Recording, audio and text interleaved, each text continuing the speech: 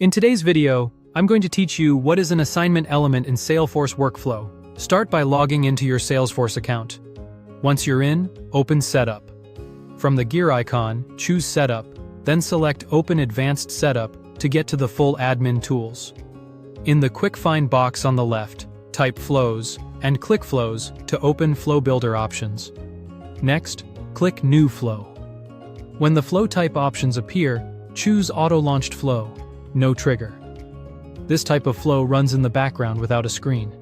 It's ideal for testing logic, calling from other automations, or scheduling, because it executes quietly and efficiently without user interaction. On the canvas, click the plus icon to add a new element, then choose Assignment. The assignment element is where you set and update values inside the flow. Think of it as a workspace for your data while the flow is running.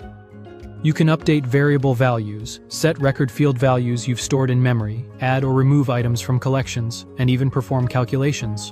Importantly, nothing you do here is written to the database yet. It only prepares the data for a later create, update, or other data element. Give the assignment a clear label so you and your team know its purpose at a glance. You'll see the API name fill in automatically based on the label. You can keep that default unless you have naming conventions to follow. Now configure the assignment. Click into the highlighted resource field to choose what you want to update. From the available resources, select Running Flow Interview, then choose Active Stages. In the Value field, type New. This sets the active stages value to New for this running flow context, which is helpful for controlling logic, tracking progression, or preparing a value you'll use later in the flow.